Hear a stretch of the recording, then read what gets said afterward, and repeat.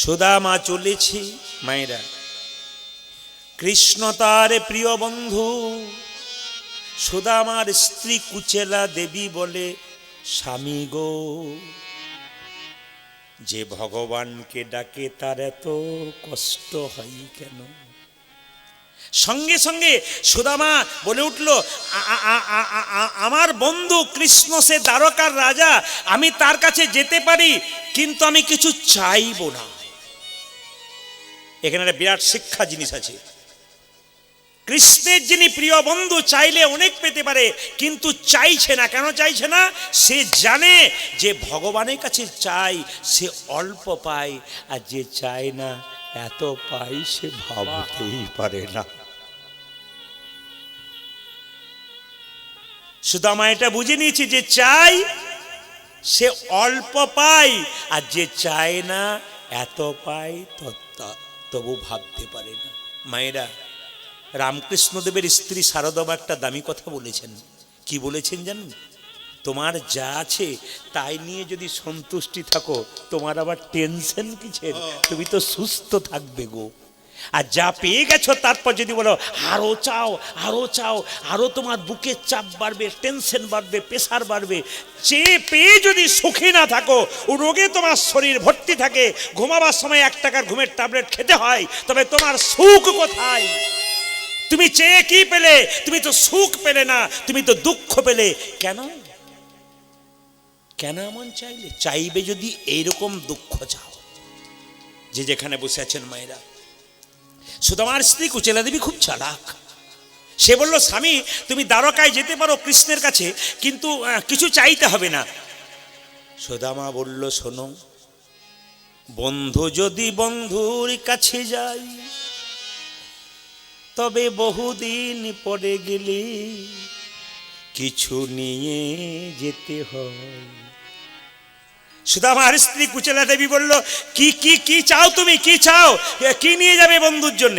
আমার বন্ধু না চিড়ের নাড়ু খেতে ভালোবাসে।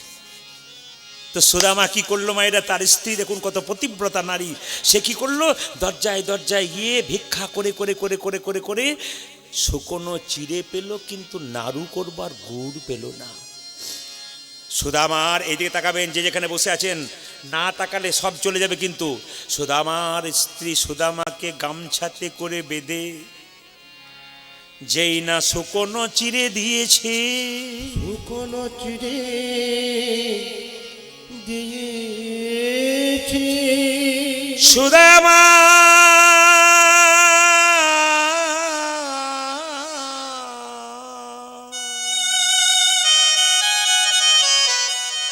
কৃষ্ণ ছাড়া কিছু জানে না। সুদামা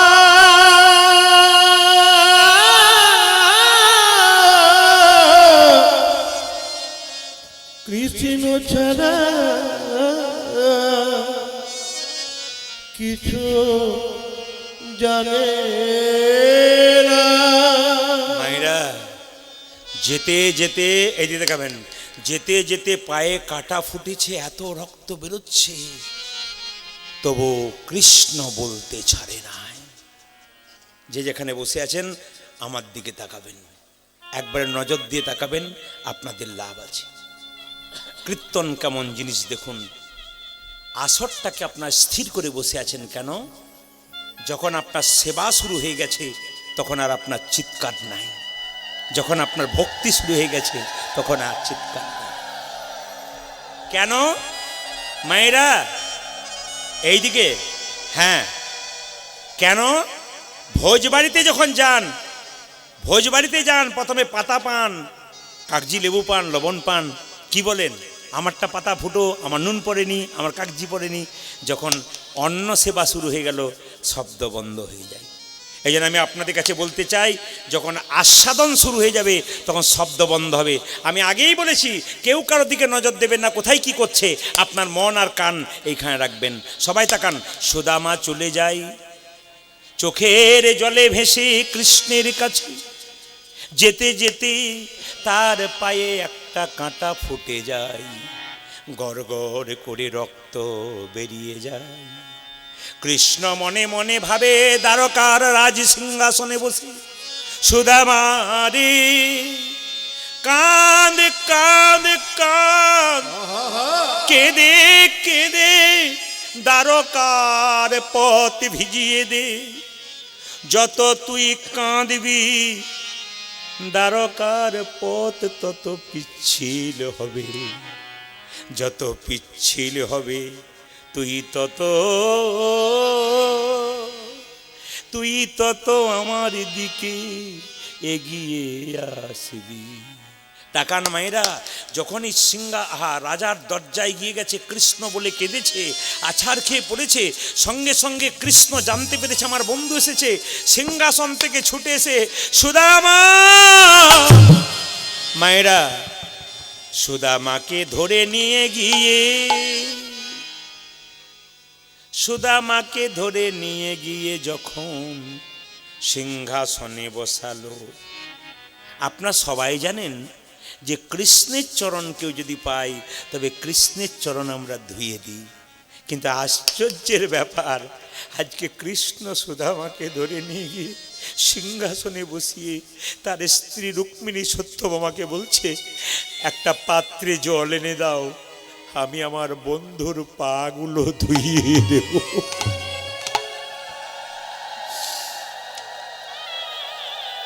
স্বয়ং ভগবান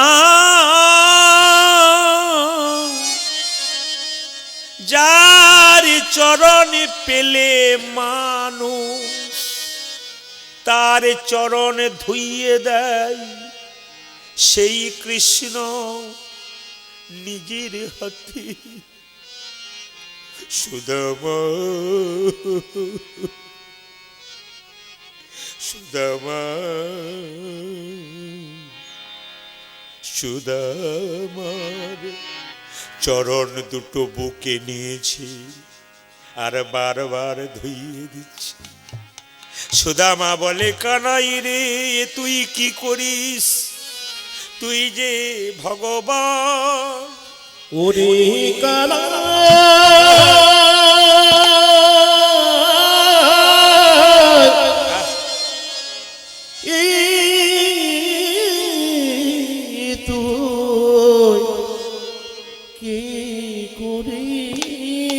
সুদামা বলছে, আমার পা ছেড়ে দে, আমার পা ছেড়ে দে, তুই কি করছিস? ওরে কলঙ্ক হবে আমার নামে, তুই আমার পা দুটোকে বুকের সামনে নিয়ে গিয়ে এত আদর করে ধরেছিস কেন? ভগবান বললেন, সুদামা রে, এই জগতে ভক্ত আমার চরণ পেলে চরণ ধুইয়ে দেয়, এতে যে ভক্ত কতখানি আনন্দ পায় আমি অনুভব করতে পারি না। আজকে তোর চরণটাকে ধুইয়ে দিয়ে আমি অনুভব করব ভক্ত ভগবানকে কতখানি ভালোবাসে।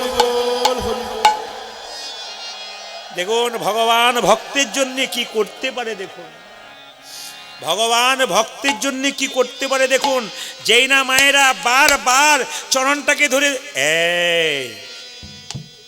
সুদামা, এতক্ষণ অনেক কথা জিজ্ঞেস করলাম, তুই বিয়ে করেছিস তো? হ্যাঁ রে। বন্ধুর সঙ্গে দেখা হয়েছে বহুদিন পরে। হ্যাঁ রে, আমার স্ত্রী কুচেলাই তো। ও, সে বুঝি আমার কাছে পাঠালো। আচ্ছা সুদামা, তুই ভালো আছিস তো?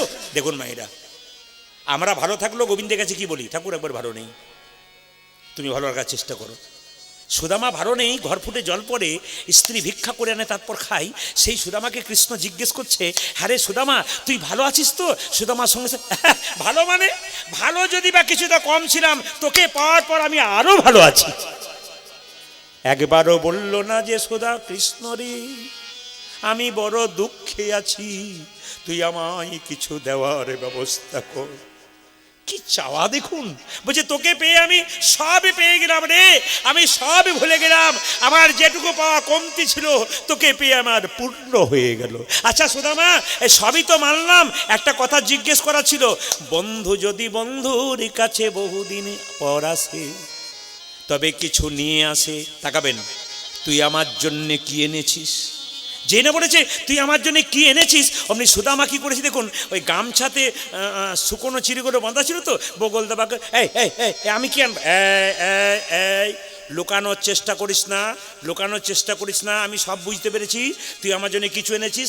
না না না আমি কিছু আনিনি, দে বলছি না দেবো না, দে বলছি না দেবো না, দে। ভগবান শ্রীকৃষ্ণ জোর করে যেই না কেড়ে নিয়েছে, অমনি দেখছে শুকনো চিড়ে গামছার মধ্যে বাঁধাই আছে। কৃষ্ণ বলছে সুদামা রে, তুই আমায় কত ভালোবাসিস রে, লোকে আমাকে পায়েস খাই খাইয়ে মিষ্টি খাইকে জীবটা নষ্ট করে দিয়েছে, যাতে আমার জীবটা নষ্ট না হয় তুই শুকনো চিড়ে এনেছিস। তুই আমায় কত ভালোবাসিস, শুধু শুকনো চিড়ে নয় আবার গলায় লেগে যাবে বলে তুই জল দিয়ে ভিজিয়ে এনেছিস।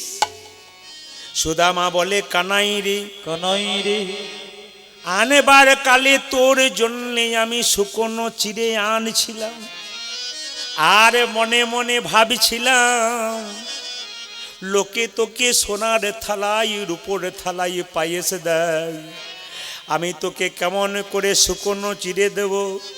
এই কথা ভাবিতে ভাবিতে আমার চোখের জলে চিড়ে ভিজে গেছে রে। ওরে কানা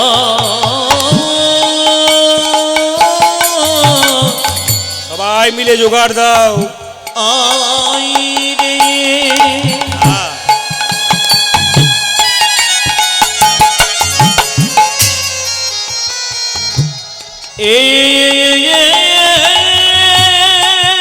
আহারে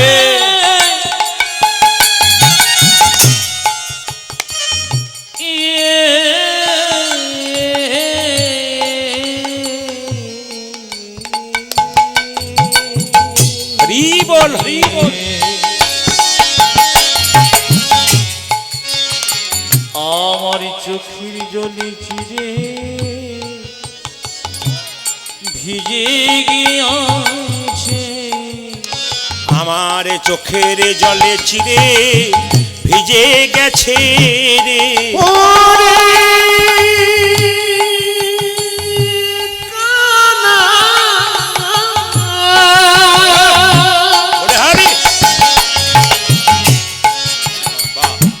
আমার চোখের জলে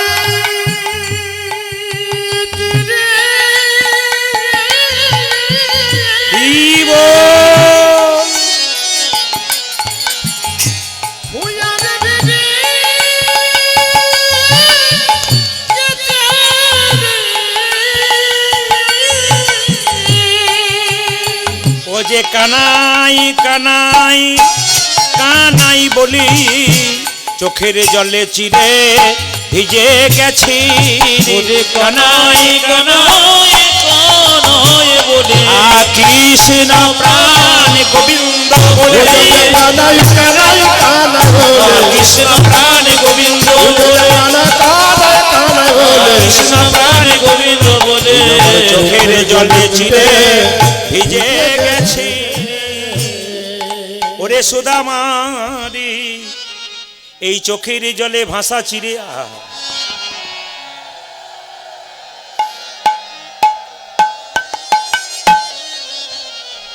দেখুন কৃষ্ণ কি বললো, মায়েরা আপনার সবাই চোখের জলে ভাষা চিরে কিন্তু পাচ্ছেন, এখন কোথায় পাচ্ছেন বলুন তো। কৃষ্ণ নিজের মুখে বললেন সুদামা রে, এই চোখের জলে ভিজানো চিরে শুধু আমি পেলাম তা নয়, তা নয়, আমার এই চোখের জলে ভিজে চিরে কোথায় যাবে জানিস? যেখানে আটন পাতা হবে মহাপ্রভুর, সেখানে যে মালসা ভোগ দেওয়া হবে, ওই মালসায় আমার এই চিরে প্রসাদে যাবে।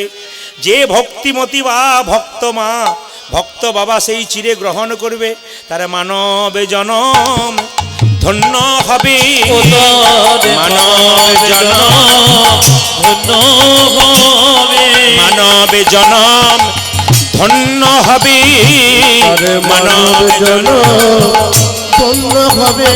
ওই চিরে প্রসাদ গ্রহণ করি মানব জনম ধন্য হবে। চিরে প্রসাদ গ্রহণ করে যে জন্মে নয় জন্মে জন্মে মানব জনম হবে, জন্মে নয় জন্মে জন্মে মানব ধন্য হবে, জন্মে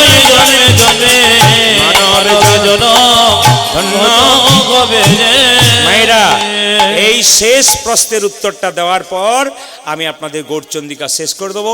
একটু মন দিয়ে শুনুন। যে মা আমাকে প্রশ্ন করেছিল যে মেয়েরা যে 4 দিন অশৌচ অবস্থায় থাকে পুজো পাঠ করতে পারে কিনা, দেখুন আমার কথা নয়, ভগবান কৃষ্ণ বরাহদেব নিজের মুখে বলে দিলেন যে মেয়েরা প্রাকৃতিক নিয়ম অনুযায়ী আমার মায়েরা 4 দিন অশৌচ অবস্থায় থাকেন। এই অশৌচ অবস্থায় থাকাকালীন 2 রকম সেবা হয়, একটা মানসিক, একটা বাহ্যিক। এই বাহ্যিক সেবাটা আপনারা করতে পারবেন না, আপনারা মানসিক সেবা করতে পারবেন। মানসিক মানে কি? মনে মনে গুরুমন্ত্র জপ করতে পারবেন, মনে মনে ভগবানের নাম জপ করতে পারবেন। আপনি মন্দিরে প্রবেশ করতে পারবেন না, আপনি মন্দিরে কোনো বিগ্রহ ছুঁতে পারবেন না, মন্দিরের মধ্যে প্রবেশ করতে পারবেন না, কিন্তু দূর থেকে মন্দিরে আপনি ভগবানকে দর্শন করতে পারবেন। আর মনে মনে ভগবান শ্রীকৃষ্ণের নাম করতে পারবেন, গুরুমন্ত্র জপ করতে পারবেন, সবই করতে পারেন মানসিক, কিন্তু একটা বাহ্যিক নয়। এবার বলে দিই মায়েরা, 3 দিন পর 4 দিনে দিনে মায়েদের যে স্নান করতে হয়, শাস্ত্র বলেছে। বরাহদেব ভগবান কৃষ্ণ নিজের মুখে বলছেন, হ্যাঁ, বরাহ পুরাণ যারা পড়বেন তারা জানতে পেরে যাবেন, পরিষ্কার তিনি ব্যাখ্যা করছেন শাস্ত্রের কথা।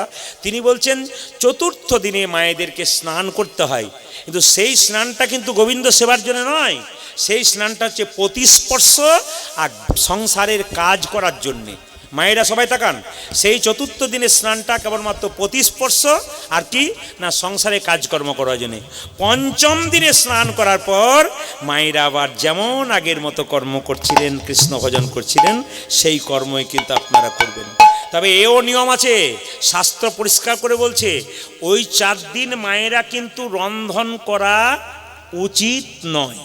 প্রশ্ন করবেন, তার আমার বাড়িতে কেউ নাই, আমি কি করব? খুব দামি কথা। স্বামী চাকরিতে চলে যায়, সকালবেলা ছেলে পড়তে চলে যায়, আমার, হ্যাঁ দেখুন, এটা কিন্তু সমর্থবানের জন্য বলেছে, যাদের পক্ষে হওয়া উচিত কাজ তাদের।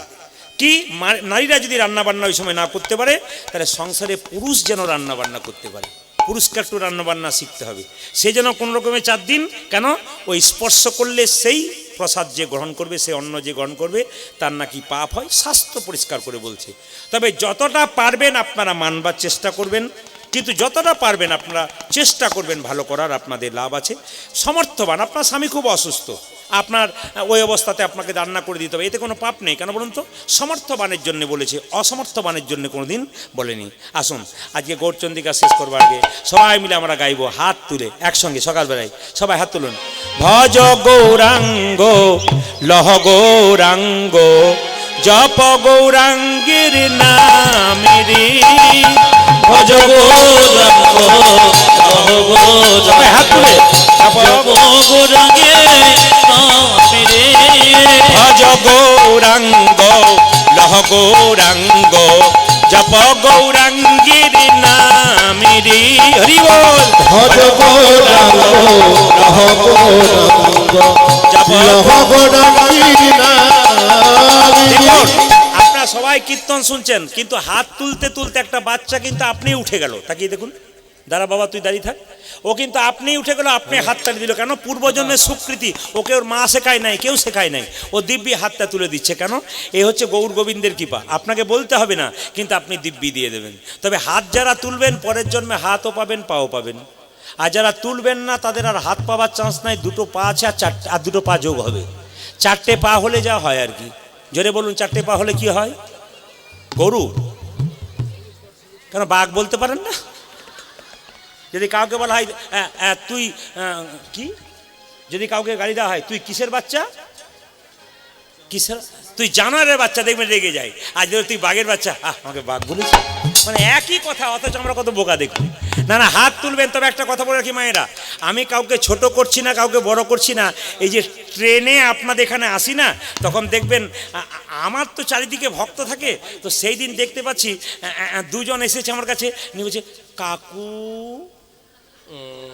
কাকু, ও কাকু।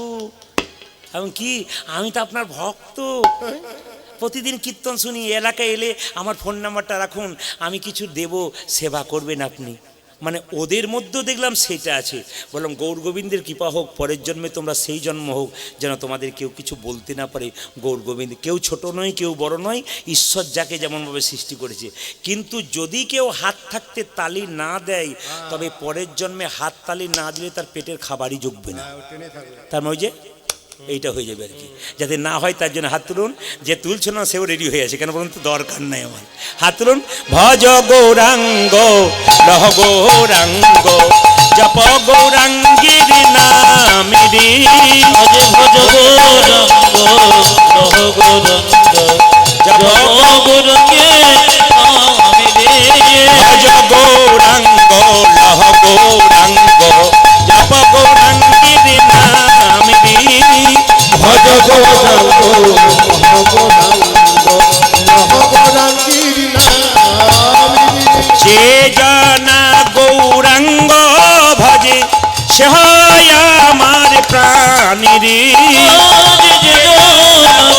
হাত তুলে হাত তুলে হাত তুলে হরি বল।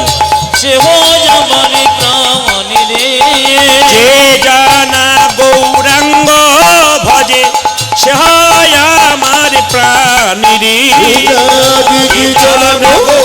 রাঙ্গ ভজি সে হয় আমার প্রাণীরে। আপনাদের এখানে দেখে সব ভালো লাগলো, একটা জিনিস খারাপ লাগলো, বলবো না, বাদ দিয়ে দেবো। না বলাটাই ভালো। বলবো? আমি তো না বলে যাবই না, বলবো বলেই তো এসছি। এই দিয়ে দেখেন, সবার খুব ভালো লাগলো কি, সবাই হাত তুলছে, ভজ গৌরাঙ্গ লহ গৌরাঙ্গ, খুব সুন্দর লাগছে। আর খারাপ লাগলো কোনটা? দু চারজনকে দেখে, ভজ গৌরাঙ্গ লহ গৌরাঙ্গ। এদের দেখে ভালো লাগলো কেন? বিশিষ্ট হিন্দু জাতি, এদের জন্য হিন্দু ধর্ম এগিয়ে যাবে। না না, যে এরকম করেছিল সেও নামিয়ে দিয়েছে, বলে দরকার নাই, আমাকেই বলছে বেটা দেখে বোধ হয়। না না, আমি কাউকে বলিনি, আমি অন্য জায়গার জন্য বললাম, আপনাদের জন্য বলি নাই। আবার দু চারজন পকেটে হাত বলে ভজ গৌরাঙ্গ, মানে দেখতে এসছে কত লোক হয়েছে, কাল সকালে পেপারে দেবে আর কি। আবার দু চারজনকে বলার পরে এরকম করে দাঁড়িয়েছে কেন বলুন তো? দু চারটা সুপারির মতো থাকে, বাইরেও রস নাই, ভেতরেও রস নাই, আর এর কোনো স্বাদও নাই, খাই মাত্র দাঁত নষ্ট করে, এর চাইতে বেশি কিছু নাই। তাই সবাই মিলে এরকম মেডিসিন না দিলে হাত কেউ তুলবে না। তুলুন, একবার তুলুন। ভজ গৌরাঙ্গ লহ গৌরাঙ্গ জপ গৌরাঙ্গীর নামেরি। হাত ভজ গৌরাঙ্গ লহ গৌরাঙ্গ জপ গৌরাঙ্গের নামেরে। ভজ শ্রী কৃষ্ণ লহ শ্রী কৃষ্ণ জপ শ্রী কৃষ্ণের নামেরি। ভজ শ্রী কৃষ্ণ লহ শ্রী কৃষ্ণ লহ শ্রী কৃষ্ণের নামেরে। যে জানা শ্রী কৃষ্ণ ভজে সে হয় আমার প্রাণীরে। যে জানা কৃষ্ণ ভজে সে হয় আমার প্রাণীরে। যে জানা শ্রী কৃষ্ণ ভজে সে হয় আমার প্রাণীরে। ভজ গৌরাঙ্গ লহ গৌরাঙ্গ জপ গৌরাঙ্গীর নামেরি। ভজ গৌরাঙ্গ লহ গৌরাঙ্গ জপ গৌরাঙ্গের নামেরে। ভজ গৌরাঙ্গ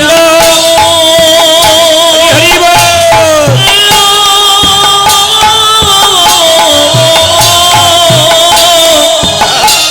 লহ গৌরাঙ্গ তোমরা জপ গৌরাঙ্গের নামেরে। একবার ভজ গৌরাঙ্গ